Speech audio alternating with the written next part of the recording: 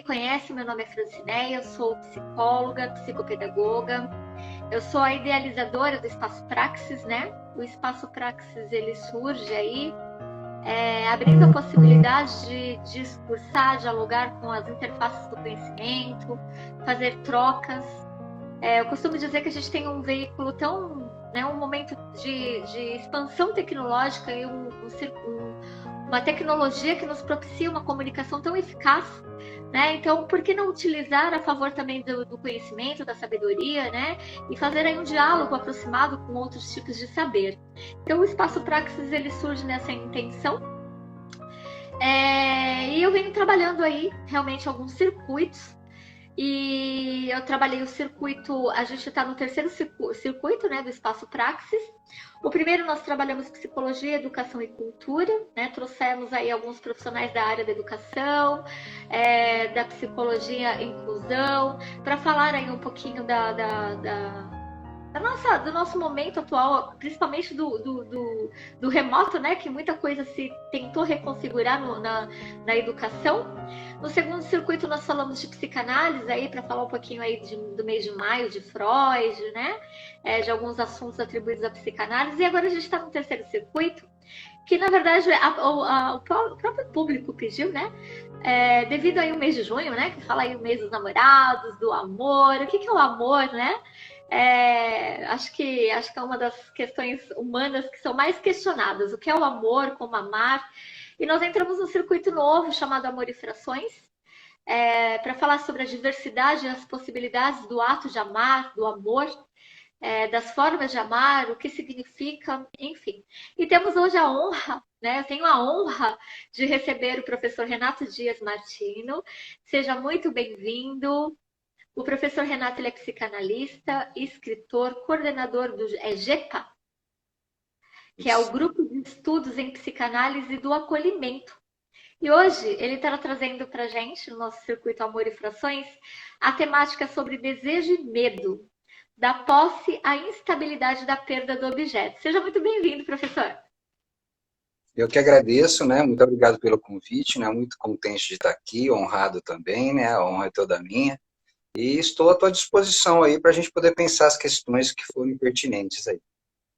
Perfeito. Eu convido o público também a poder fazer perguntas, interagir com a gente, porque a ideia é deixar um espaço para o diálogo, né? Para a promoção realmente do diálogo, de um bate-papo numa tarde aí como sábado, né? Hoje, e a gente poder trazer aí um pouquinho do nosso conhecimento.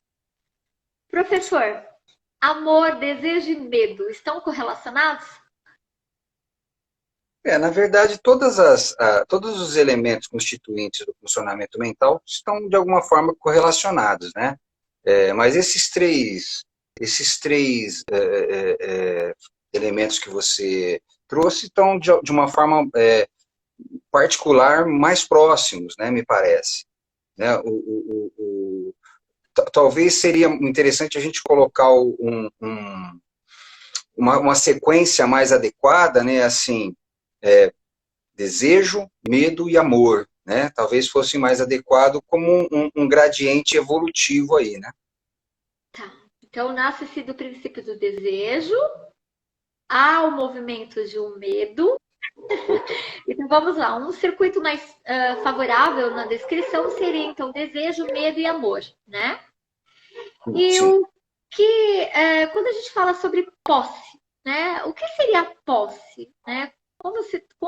Como que a gente poderia iniciar essa conversa em relação à temática desejo e medo, da posse e instabilidade da perda do objeto? Sim.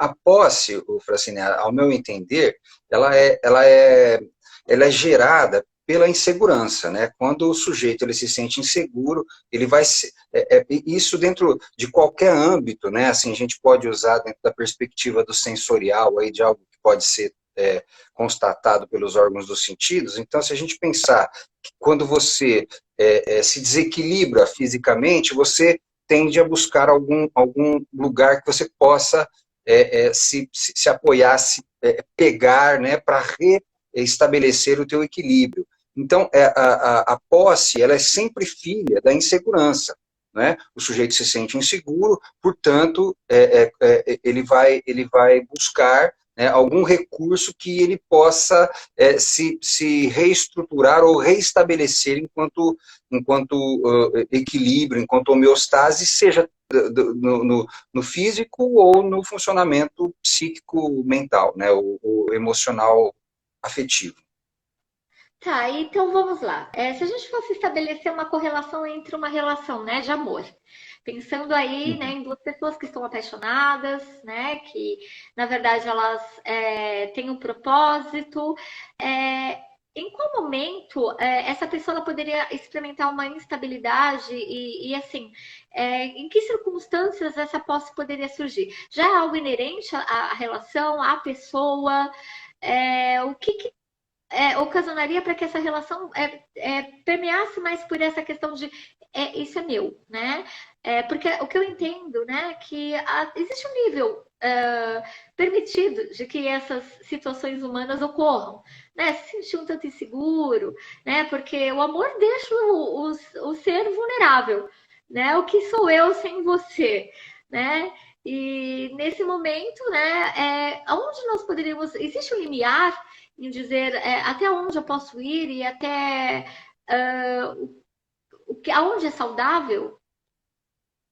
Assim, ó, o Francine, a primeiro momento a gente precisaria separar dois conceitos aí, né, que são utilizados para expressar duas experiências diferentes, né, paixão e amor, né? Amor é uma coisa completamente diferente do que é paixão, né?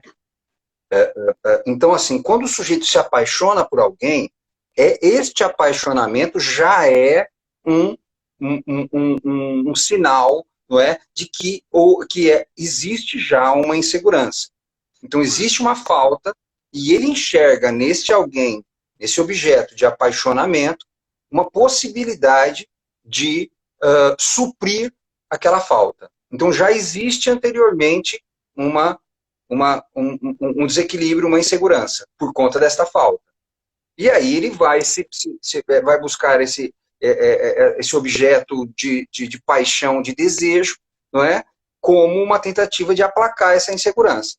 Aí já existe a posse. Paixão é posse. Paixão é assim, o outro tem que ser meu. Então, vamos lá. As pessoas costumam conceituar, né, a paixão como o início do amor. Isso ocorre, Sim, professor? Então, todos sim, passam pela paixão, sim. né? Todo amor um dia foi paixão. Tá, Claro que dentro das suas proporções, mas se não houve paixão, dificilmente vai poder haver amor. tá. E o que seria, então, a paixão? A paixão é acreditar que o outro é aquilo que eu espero que ele seja. A paixão é se sentir atraído pelo outro pela crença de que o outro é aquilo que eu gostaria que ele fosse. Né? Ou seja, eu projeto nele uma expectativa minha e acredito que ele é essa expectativa.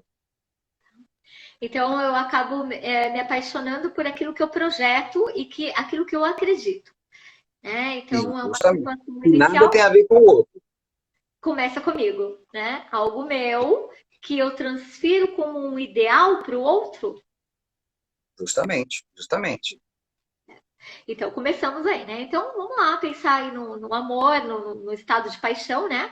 Conheci uma pessoa, essa pessoa ela começa a me cativar, nós temos aí né, algo que, nossa, me parece tão. Ele é tão parecido comigo, ele tem tudo a ver comigo. São uma das falas, né, clichê, né, do início da paixão.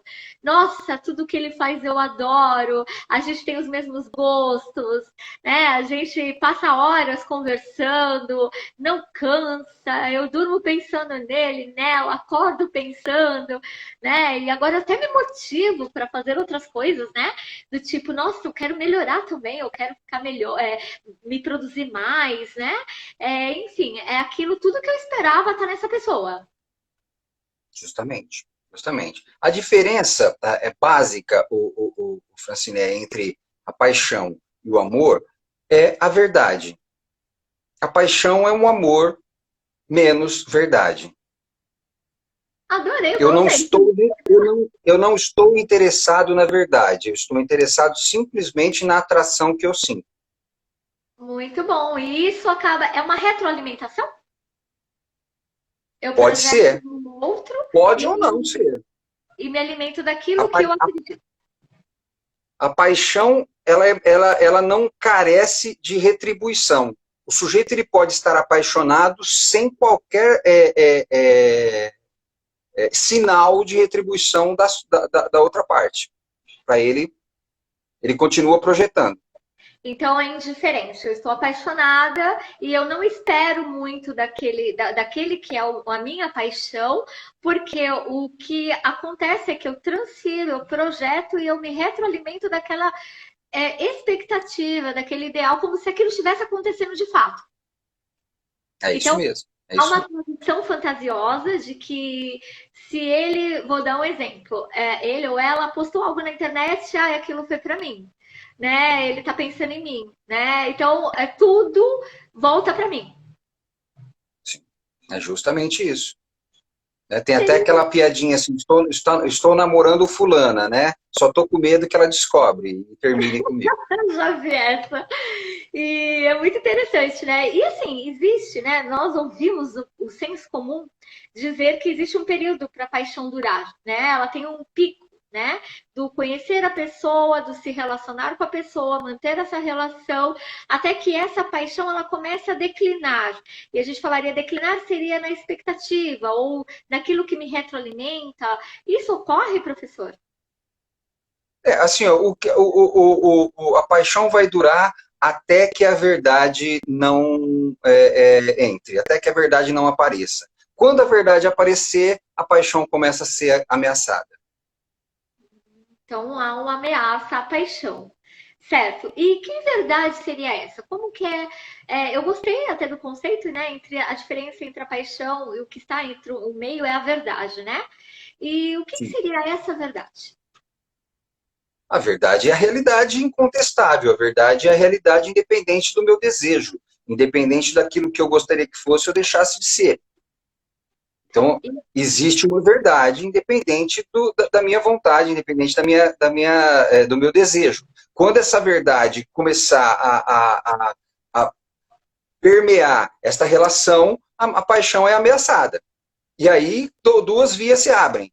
Ou o rompimento, porque eu não dou conta dessa paixão, não dou conta de manter este relacionamento, porque eu não tolero o desconforto da verdade, porque a verdade é desconfortável, ou eu sou capaz de tolerar essa verdade, e aí esse relacionamento de paixão passa a se configurar em amor.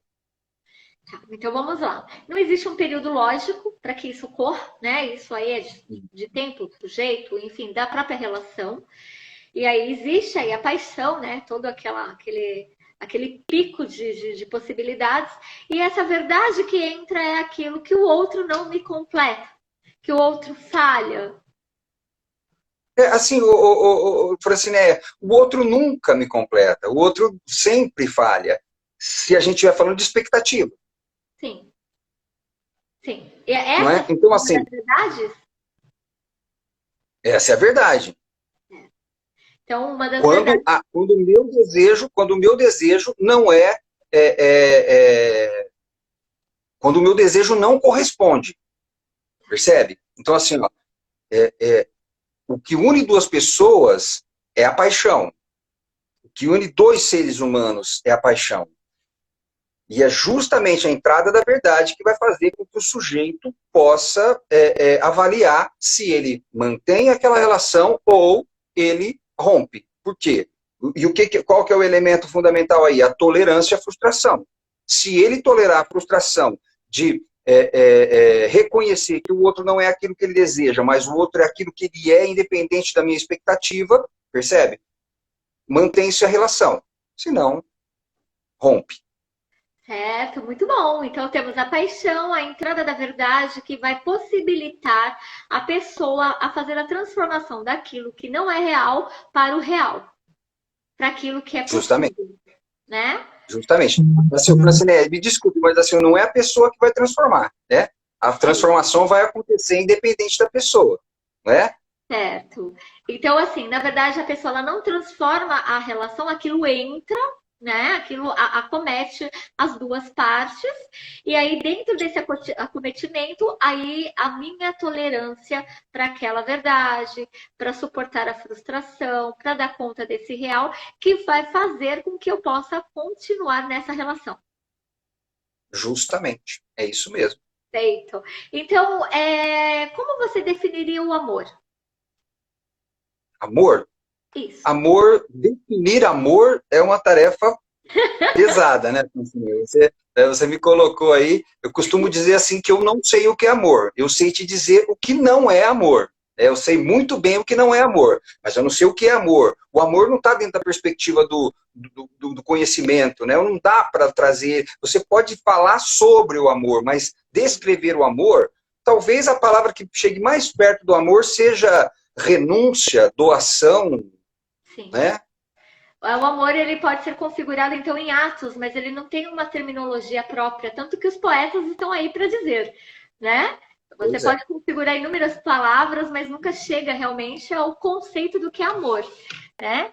Acho que nós temos uma pergunta. Deixa eu ver se eu consigo enxergar aqui. Enquanto a união dura 30 anos e só depois se vê que se está em um relacionamento abusivo. Ficou na paixão 30 anos, professor? Pois é, você vê como é que é? Você vê como é que não tem como mensurar um tempo estabelecido para paixão? Sim. Agora, não é só uma paixão que segura um relacionamento. A gente tem dependências diversas aí, né? A gente tem inúmeros formatos aí de vínculos que guardam substâncias diversas que mantêm duas pessoas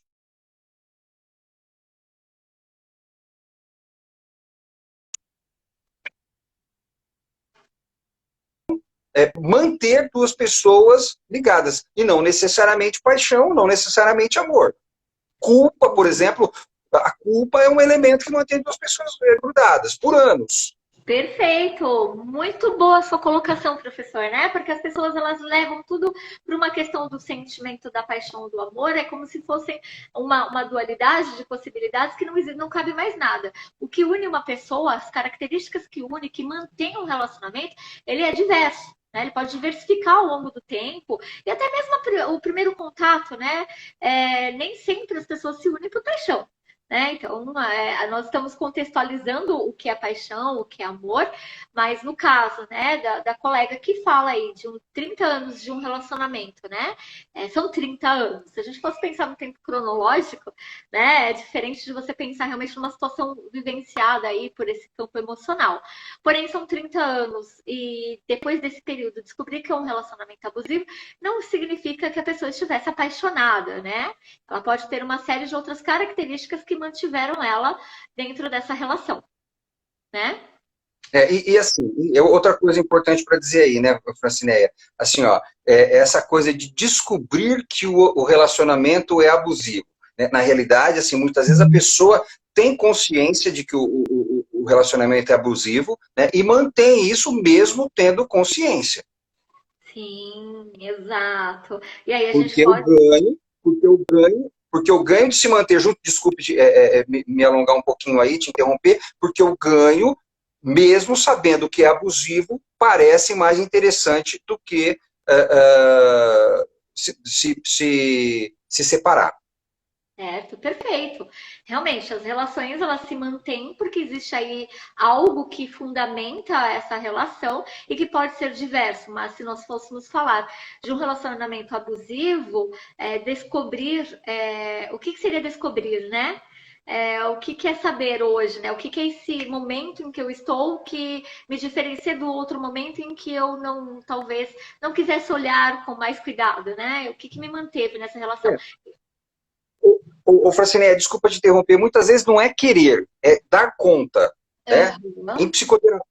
Em psicoterapia é muito claro isso. Né? Muitas vezes o paciente tem consciência, aquilo é tratado em análise, ele percebe, ele tem consciência de que ele reconhece que ele está num relacionamento abusivo, mas ele não consegue sair dali. E não é uma questão de querer ou deixar de querer. Muitas vezes ele quer sair dali, mas ele não dá conta.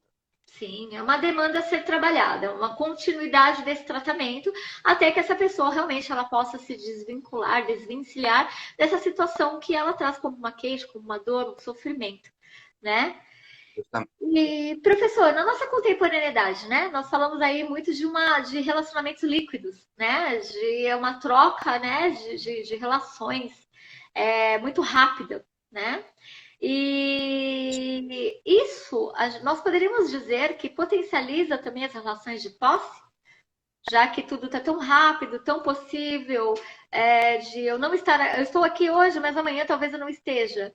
Né? Essa posse que traz uma instabilidade, o medo, a insegurança, eles podem ser potencializados por essas relações aí tão líquidas? Então, o conceito a gente precisa ter.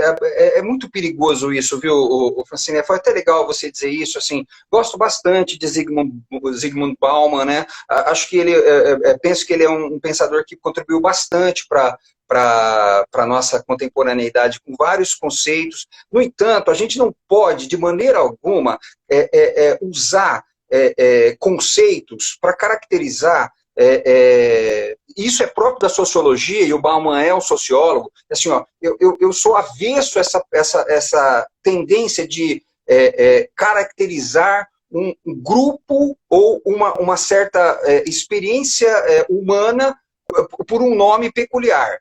Não acredito que os amores hoje são líquidos. Né? Até porque, se a gente fala de posse, a gente está falando de alguma coisa completamente avessa ao líquido. Né? O sujeito ele se apossa, isso tem muito mais a ver com um engessamento, uma cristalização, do que uma fluidez, que seria o líquido. Você percebe? Então o sujeito, muitas vezes ele tem o outro como um pedaço dele. Né? E muitas vezes a gente, assim, ó, a maioria dos casos aí que a gente vem, outro nome aí que para mim é muito complicado, essa coisa de feminicídio, não é? Assim, os casos ditos feminicídios aí, não é? São justamente por sujeitos que não permitem o fim do relacionamento. Então, onde é que está a liquidez aí? Se ele não permite, se ele não quer sair daquele relacionamento, você percebe? Então tem muito mais a ver com posse, com cristalização, com engessamento das relações, do que com relações líquidas que vão e vêm.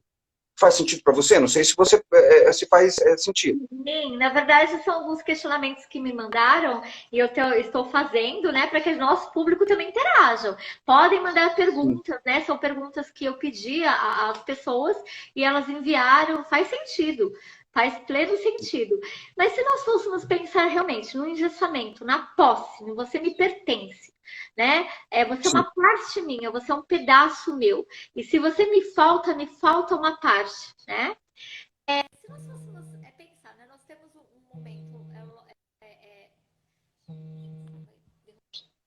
Nós temos um momento, né, em que a pessoa ela se coloca à disposição de viver o amor, de querer, né? De traçar aí toda uma característica romanceada, enfim. E chegar a um engessamento, né? Hoje, né, quando nós vamos falar das relações atuais, por que nós contextualizamos tanto um contemporâneo nas relações? O que traz esse estigma tão forte entre um momento e o outro da sociedade, em que, como a colega falou, tem um bordão que fala no meio popular, e que os relacionamentos antes duravam da posse, né? Ela deixa de ser aquele algo, eu não sei nem se a palavra caberia, né? Algo esperado da relação, algo que é suportável. E quando a posse, ela pode partir realmente para algo que engessa, como você disse, né? Pensando no engessamento da relação, o que seria uma relação engessada? A relação engessada é aquela que não permite transformação, né, Francine? Todas as relações, o amor ele transforma, né? O amor ele nunca é de maneira nenhum dia é igual num relacionamento de amor, né? O amor está crescendo o tempo todo, o amor está evoluindo o tempo inteiro, né? A relação engessada é aquela que não permite transformação, não permite crescimento, não permite nenhum tipo de evolução. Cristaliza-se e é da forma como se espera que seja e não permite-se que isso possa mudar. Né? Isso é um engessamento. Tá, então vamos Que lá. na verdade, se caracteriza numa relação tóxica, uma relação não saudável. Certo. Então, o engessamento seria aquilo que eu não permito que expanda, né? Aquele amor que realmente vai ficar encapsulado, né? Porque você não sai daqui porque isso é meu, você é meu, não pode ter um progresso evolutivo, porque o amor é realmente essa base de evolução, né? O Carlos ele fez uma pergunta, professor, se o feminicídio ele está relacionado à mãe, né? Deixa eu pegar aqui melhor essa pergunta. Ele tá na posse da mãe. Se o feminicídio está relacionado com a posse da mãe. Francine, primeiro eu quero agradecer o Carlos, né? O Carlos é uma pessoa muito querida aí, né? Muito obrigado, viu, Carlos, pela presença e pela pergunta. Se a gente estiver tratando de psicanálise, né? Dificilmente você não vai, a mãe não vai estar envolvida numa situação desse calibre, né? Sem dúvida, né? Assim, o feminicídio assim, ó, eu estou usando essa palavra, mas sinceramente, assim, eu acho uma palavra de extremo mau gosto, né? Essa coisa de classificar, essa coisa de dividir as coisas em feminicídio, para mim, soa assim, ó, extremamente gerador de confusão e ainda por cima travestido de uma proposta de preservação de sabe lá o quê, quando na realidade não tem efeito algum para isso, né? Assim, a punição por alguém que mata precisa ser a mesma, sendo um gato, um gatinho, um cachorrinho ou o Papa, né? Então, para mim, que fique claro isso. Né? Mas, de qualquer forma, o sujeito que mata uma mulher, que tem uma tendência a violentar mulheres ou mata uma mulher, existe uma relação direta com falhas na relação materna, sabe lá de qual seja essa falha, né? Assim, é muito difícil a gente poder padronizar que assim, isso é isso, aquilo é aquilo, né? Mas com certeza tem uma ligação. Quando a gente fala de uma pergunta tão específica, né? Seria conceituar realmente toda uma sociedade por um único viés, né? Pode ter uma base, como também pode não ter essa base, né? A gente tem umas diversas possibilidades de analisar esse sujeito. E quando se fala realmente de feminicídio, ou quando se fala com qualquer tipo de divisão entre homem, mulher, sujeitos, né? A gente classifica diferenças, né? E como se aquilo estivesse acontecendo somente com aquele gênero e daquela forma. Eu acho que talvez até traga um processo de desumanização, né? Porque é como se a gente colocasse um a um sujeito do gênero masculino totalmente agressor ao gênero feminino. E que nem sempre isso né, ocorre, enfim, não é dessa forma. Mas estamos falando de uma sociedade que emerge, que surge com necessidade de palavras, né, de divisões, de nomenclaturas, mas quando nós falamos de um sujeito na psicanálise, né, aquele que vai trazer aí o conteúdo, nós estamos falando de um humano, né, com os seus conflitos, suas dificuldades, enfim, e as suas patologias, né? Aqui tem também uma outra pergunta. Francine, deixa eu só, anota a pergunta aí, deixa eu só expandir um pouquinho esse tema. Eu acho que é muito importante esse espaço aí, né, permite isso. Então, assim, quando você passa algumas décadas, né, sentado numa poltrona, atendendo pessoas, atendendo vidas, atendendo histórias de vida, você começa a perceber que categorizar, né, desde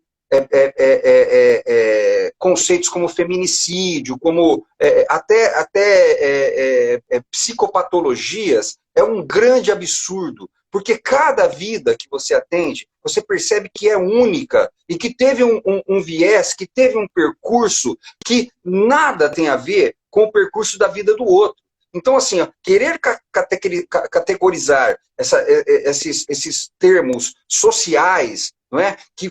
Que são muito úteis para o serviço público, para atendimento coletivo, ou coisas desse sentido, né? Nada tem a ver com a relação humana.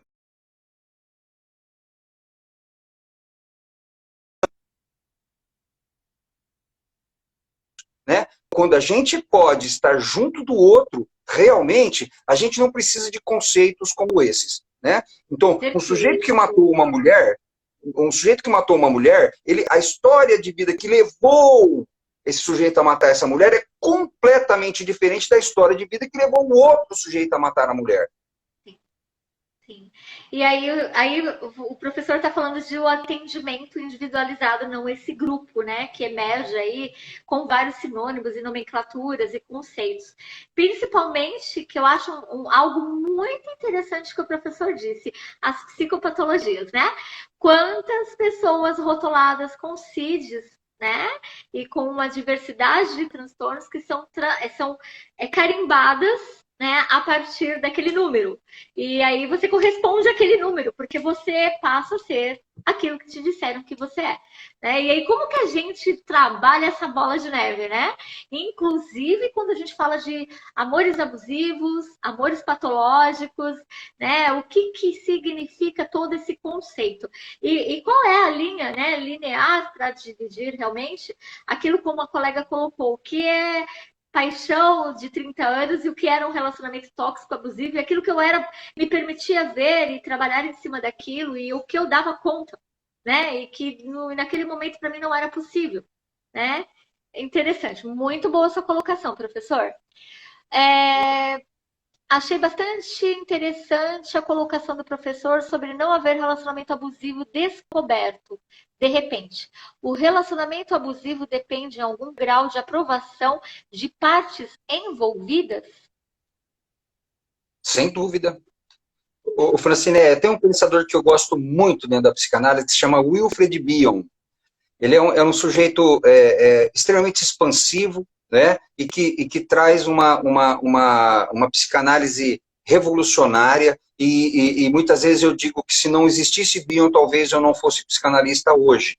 Né? Então, ele propõe um modelo de vínculo chamado parasítico, ou seja, onde existe um parasita, um hospedeiro, não é? E uma relação destrutiva entre esses dois. Duas pessoas que estão relacionadas, onde uma prejudica a outra e prejudica o vínculo também.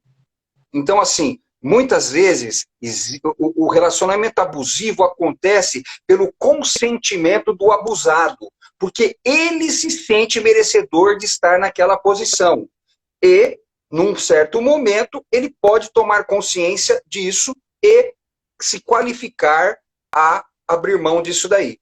Mas por muito tempo ele consentiu com isso. Por muito tempo ele manteve porque ele se achava merecedor. Por inúmeros motivos, mas se achava. Perfeito, perfeito. Professor, voltando aqui ao tema também, apesar que tudo é um tema, né? Faz parte das perguntas. Desejo e medo, né? Vamos lá. O ser desejante, o desejo, o medo, da posse e instabilidade da perda do objeto. Bom, nós estamos falando realmente dessas nomenclaturas que patologizam as relações, as situações, o homem social, né? Que traz todo mundo, às vezes, para o mesmo grupo, mesmo cesto. Ah, você tem tal comportamento, você é tóxico, você é abusivo, né? Tudo virou machismo estrutural, patriarcado, né? Enfim, nós temos aí várias nomenclaturas que vão reduzir o ser humano, né? Então eu pego um catálogo e eu olho, né, um indicador aqui e você tá aqui. Né? E aí eu preciso me movimentar, manifestar, e às vezes eu acho que eu estou adoecido, e aí aquilo vai virando uma bola de neve. Mas existe uma linha tênue, né? Eu gostaria de deixa eu ver se eu consigo contextualizar a pergunta que chegou. Existe aí a paixão, que nós vamos falar da projeção, existe a entrada da verdade, o amor, né? E esse amor ele pode transformar ou uma ruptura ou dar uma continuidade, e o amor é um processo evolutivo do ser. Né? Aquilo que eu posso me tornar uma pessoa melhor para mim, enfim, todos os dias, e a gente como é difícil conceituar o amor, né? Então, a gente pode até falar como eu amo, né? Qual é como eu amo aquela pessoa, mas o que é o amor, eu acho que é muito fluido, né? Não dá para captar. Porém, a gente está falando de posse e instabilidade, né? E essa instabilidade, né? Que nós podemos pensar no campo afetivo e emocional de cada pessoa. Existe uma linha tênue. Vamos pensar já que as perguntas que estão mais entrando realmente são sobre os abusos, né? Existe uma linha tênue que eu poderia dizer, né, que essa instabilidade me provoca uma reação, uma situação mediante essa possibilidade de perda, né? E aquilo que eu passo para o concreto, não posso perder, né? Se nós fôssemos falar da posse e instabilidade, né? Quais seriam as características que aproxima mais de um estado mais natural desse medo e dessa perda? Como esse sujeito reage diante da possibilidade da perda desse amor? Francine, olha só, o amor, eu costumo dizer assim, inclusive até postei no meu Instagram hoje, o amor, quando ele é enriquecido de verdade, ele liberta. Então, se eu realmente te amo, eu quero o melhor para você. E se o melhor para você não é estar comigo, vá com Deus. Esse é um amor maduro, esse é um amor verdadeiro. O que passa disso, nós poderíamos dizer que está onde? Não é amor, é posse. Eu não permito que você vá. A Não é ponto amor. de agredir, a ponto de machucar. A gente poderia dizer que essa pessoa ela está adoecida? Sem dúvida. Não só, ela pode não estar adoecida, mas pode ser imatura. Ela pode não ser imatura, mas ter uma estrutura mental comprometida. Você percebe? São três hipóteses, não é? A imaturidade não é uma doença. Sim. Percebe? Né? Sim. E a estruturação da personalidade também não é uma doença, mas ela pode estar adoecida também. E, professor, uma opinião, né? Você acha que se nós fôssemos falar, né, da imaturidade, de um adoecimento, de não saber lidar com essa relação, a nossa atualidade, ela propicia realmente um estado de amor? Eu amo a partir disso, isso é amor. E entrar aí por uma busca mais adoecida, o ser humano ele está tendencioso a esse adoecimento coletivo de posse? Sem dúvida. Não tenho a menor dúvida disso. E posso aqui arriscar, falar uma besteira enorme, mas arriscar te dizer o porquê. Porque as pessoas estão terceirizando o cuidado dos filhos, que na realidade, quando nasceram sem o menor espaço dentro da família, e essas crianças estão sendo criadas e vão se tornar estranhos dentro do lar. É simples. Crianças são deixadas na creche com 2 meses, 1 mês e meio de idade. Ou deixadas em escolinhas, ou deixadas aos cuidados de babás e outras coisas. Então, isso gera um ser humano inseguro, um ser humano materialista, um ser humano possessivo, um ser humano desestruturado. E aí a gente vai, claro, tendo uma sociedade nesses moldes. Eu costumo dizer que parece que nós ganhamos bordões, né? E é interessante que às vezes a gente vê, né? O homem batalhador e a mulher guerreira. E quando você vai fazer chegar mais perto para saber o significado dessas falas e dessas nomenclaturas, normalmente você vê aquela mulher que 5 horas da manhã levanta, pega um filho, 6 horas põe na creche, vai trabalhar, pega 2, 3, 4 conduções, chega ao trabalho, trabalha lá 10 horas para voltar e à noite ela ainda se nomeia também como uma mulher guerreira, porque ela vai lavar, passar a cozinhar e ela vai dar conta de um restante que quando ela vê, ela não deu conta nem dela, na verdade, né? E isso e ficou delegado ao outro realmente a função ou realmente a aproximação com o próprio filho, né? Porque essa mulher e esse homem, muitas vezes, chegam no fim do dia num estado caótico, de cansaço, de emoção, de fragilidades humanas, né? E aí é esse espaço que criam-se filhos. E se você... Filhos, Francine, assim, ó, vou arriscar, vou falar outra besteira aqui.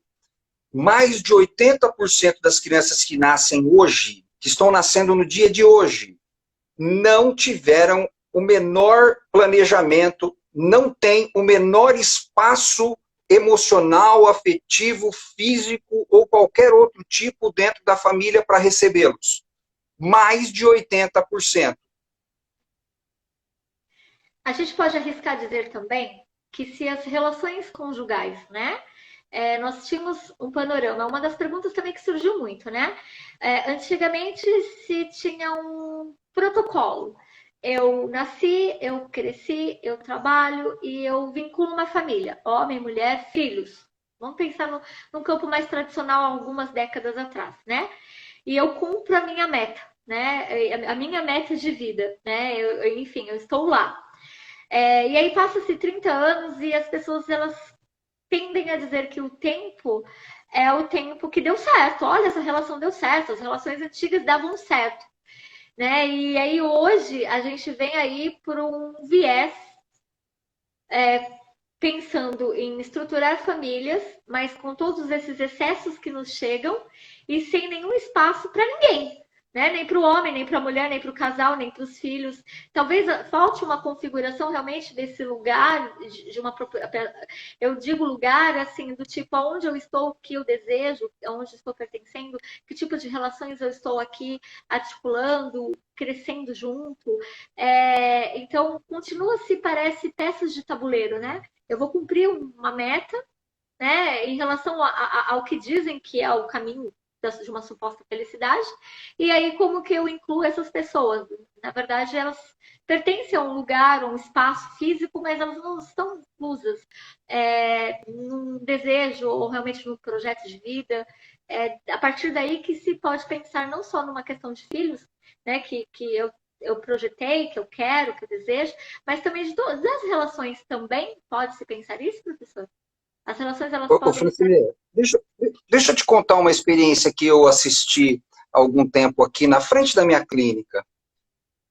Na frente da minha clínica tem um transformador elétrico em cima de um poste. Sabe aquele transformador padrão que tem na frente nos postes, né? E aí, eu assisti eu observei, assisti uma cena, uma experiência muito linda, que foi um casal de bem-te-vis que se uniram ali e o macho ia buscar graminha, matinho, e ia construindo esse ninho, e aí ele construiu o ninho dentro do transformador de força, e aí a fêmea foi lá, botou os filhotinhos, botou os ovinhos, chocou, o macho buscava os bichinhos e dava o bichinho para ela, chocou os filhotinhos, o filhotinho cresceu, né? O macho ia lá, colocava os bichinhos na boca dos filhotinhos, e a mãe ali. Você percebe? Ninguém falou para eles o que eles tinham que fazer. Eles também não ficaram olhando para nenhum outro casal de bem-te-vi ou de qualquer outro passarinho. Ninguém disse para eles nada. E eles fizeram tudo como tinha que fazer, não tinha protocolo algum. Por que o ser humano não consegue mais fazer isso, Francineia? Por que o macho não consegue mais prover o lar? Por que a fêmea não consegue mais cuidar dos filhotes? Por que será?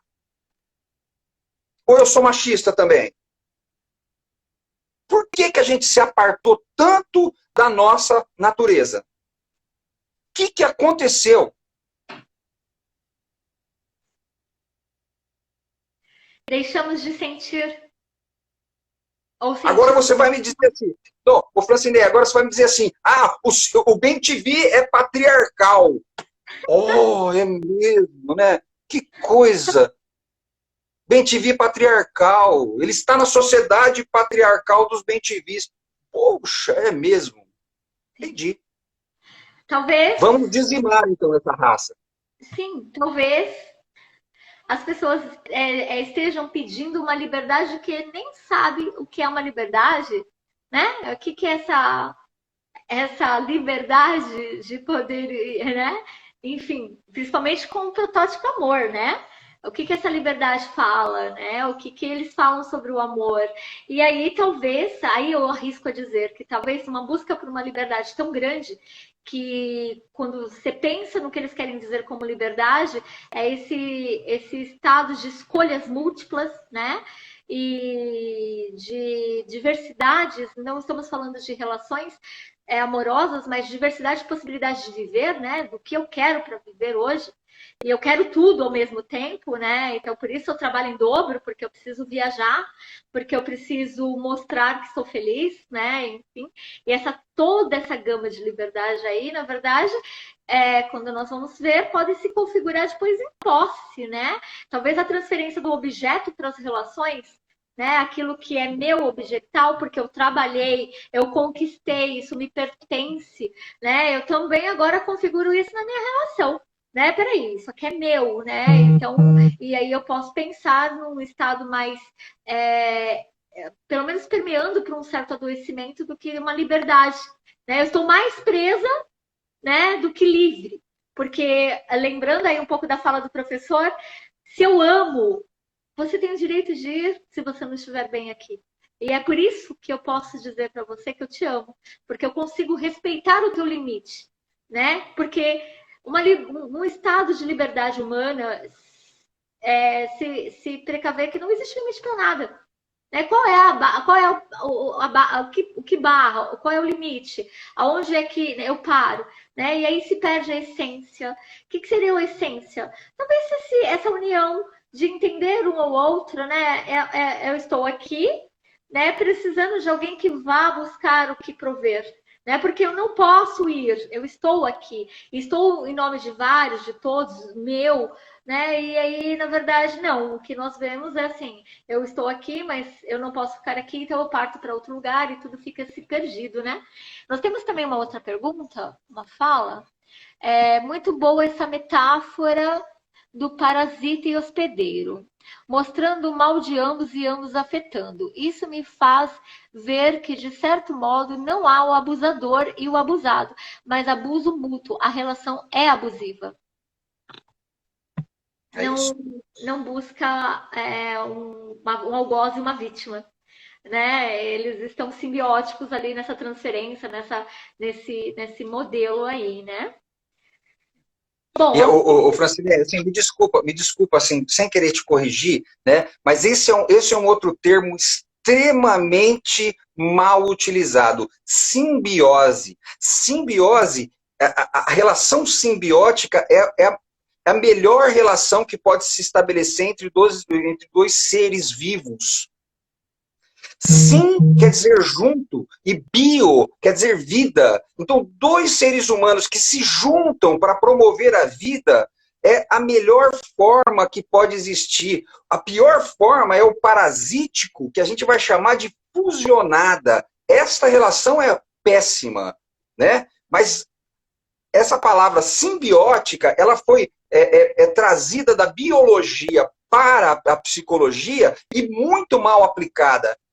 A relação simbiótica ela é maravilhosa. A relação simbiótica é aquela que se estabelece entre a mãe e o bebê e promove o crescimento do bebê e liberta a mãe desse bebê que está ali ligado a ela.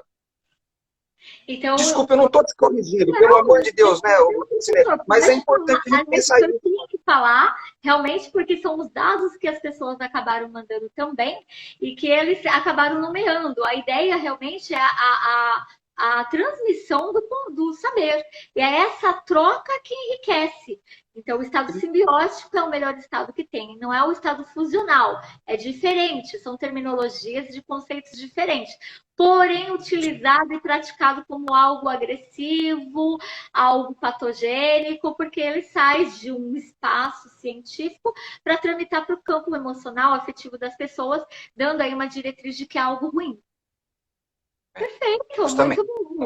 Muito bom. Agora, deixa eu me estender um pouquinho, Franciné, olha só, quando a gente está falando aqui de relação de amor, a gente não pode se esquecer que, assim, eu só vou ser capaz de amar o outro se eu estiver amando a mim mesmo. Eu nunca vou conseguir ter uma relação afetiva, amorosa, verdadeira com o outro, se eu não tiver estabelecido isso em relação a mim mesmo. Se eu não for capaz de me amar, de me respeitar, de estimar a mim mesmo, de confiar em mim mesmo, não existe a menor possibilidade de amar qualquer pessoa se eu não tiver estabelecido esse relacionamento comigo mesmo. E antes de eu conseguir ter esse relacionamento comigo mesmo, eu preciso que alguém tenha feito isso comigo. Ninguém aprende a amar a si mesmo sozinho. Não existe isso. Não existe qualquer tipo de recurso, pelo menos até agora, não inventaram nenhum recurso que pudesse trazer para o sujeito a capacidade de amor próprio que não seja sendo amado pelo outro. Então, nós começamos lá com a criança que foi amada pela mãe e que a partir deste amor, ele pode amar outras pessoas e a si mesmo, né? Porque ele tem uma referência. Ou seja, desculpe, Francinéia, ou seja, aquela criança que foi deixada aos cuidados terceirizados desde os primeiros meses de idade e que conviveu com a mãe pouquíssimas horas na semana, não vai ter a chance disso, é claro. Era isso que eu ia perguntar, né? Eu iria fazer até um adendo. Então, nós estamos vivendo um colapso do amor. Muito bem colocado, Francinéia. Adorei esse termo. Dá para fazer até um texto aí sobre o colapso do amor. Pois é, né? Nós estamos aí, todos nós envolvidos aí, porque de uma certa forma estamos partilhando, né, com o mundo, com a sociedade, realmente, nessas relações, né, que faltou, né, minimamente alguém que me amasse, né, para que eu pudesse aprender a amar a mim e ao outro. Né? E a partir do momento que isso não é possível, eu acabo tendo o outro como posse, como meu, parte minha, de que não pode ir, de que não pode partir, porque se você for, faltou algo em mim, algo que eu não posso suprir, porque eu não fui suprida de uma certa forma lá atrás. Ou o extremo oposto também, né, Franciné? Para mim pouco importa o outro, não estou nem aí mesmo, dane-se, eu uso e jogo fora. Uhum. Mas esse extremo oposto também está vinculado a essa questão de não ter sido também amado. Sem dúvida, sem dúvida. Nós temos uma outra pergunta. Tem mãe que fica com os filhos por muitos anos sem trabalhar e a criança não foi amada. Complexo isso. Na verdade, se alguém não foi amado, ele não aprende a amar. E essa mulher ela pode se tornar mãe, né, professor? Ela veio de uma educação, uma criação, ela também passou por um percurso de não aprender a se amar, mas nada impede dela se tornar mãe, gerar uma criança, tal. E essa transferência de amor, ela pode aprender ao longo do tempo? Pode aprender, pode aprender. Sem dúvida, Francinéia. E aí, assim, é legal esse espaço, né, para eu dizer uma coisa interessante, assim, né? Eu tenho um postzinho, não sei se você já viu essa imagem, de uma mulher falando ao celular e carregando uma criança no carrinho e ela deve ter passado um obstáculo e a criança caiu no chão e ela não largou o celular e a criança está ali caída na calçada. Não sei se você já viu isso. E aí eu coloco a frase assim: ser mãe não é para qualquer mulher.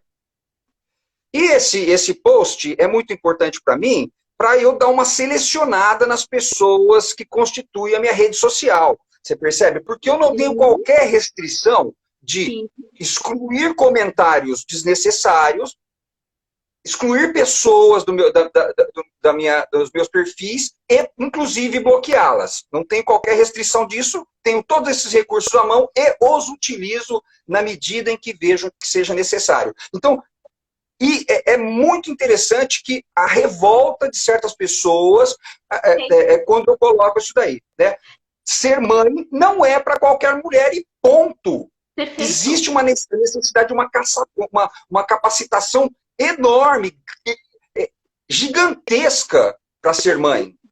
Perfeito. E assim, professor, faço suas palavras das minhas, né? É muito difícil. Eu falo, as pessoas elas querem muito e não conseguem entrar em contato minimamente com algum assunto.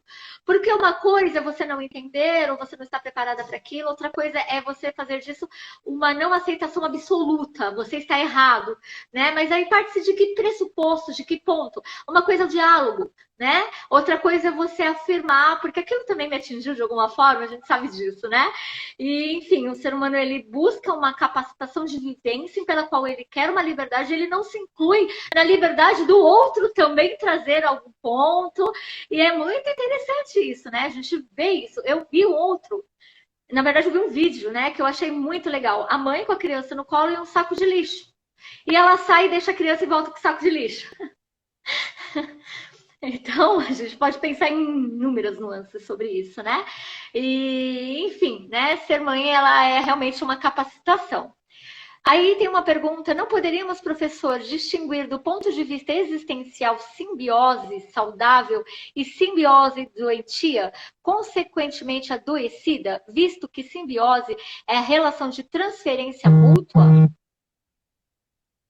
Então, aí a gente começa a abrir os precedentes aí para pensar inúmeras possibilidades. Mas, a priori, quando a gente tem aí a palavra simbiose dentro da utilização original que está dentro da biologia, antes de ser aplicável dentro do parâmetro emocional afetivo, nós temos a realidade, a relação de duas criaturas, dois seres vivos que se unem em prol do crescimento de ambas e da relação. Diferente de parasitar, né? Que é um Sim, consumindo o outro, né? E a isso, simbiose, na verdade, ela vai falar então de uma transferência, digamos até, eu vou nomear aqui para facilitar, né? Ver se a gente alcança uma transmissão energética até, né? Enfim, aquilo que eu tenho, eu transmito, a gente cresce junto com aquilo. É uma roda, né? Uma rotatividade em que ambos podem se ampliar. O parasita não, ele suga aquilo que o outro tem. isso. Então, ao invés da gente usar simbiose doentia, vamos usar parasítico. Perfeito. Mas se aquele que cuidou, que não é a mãe, cuidou com amor, carinho, pode refletir no mundo, no modo de amar e de ser amado dessa pessoa, dessa criança? Ou é somente a mãe que pode fazer esse papel? Não, não, não, pode. Aliás, eu vou mais longe que isso, né? Muitas vezes a mãe não é capaz e essa pessoa que consegue suprir essa função. Sim, é um cuidador, né? Aquele que pode transferir o amor, né? É o ser Mas, amado. mas, Sim. mas eu costumo dizer o seguinte, ô Francineia, olha só, se o sujeito não teve o amor da mãe, ele vai ter que contar com a sorte.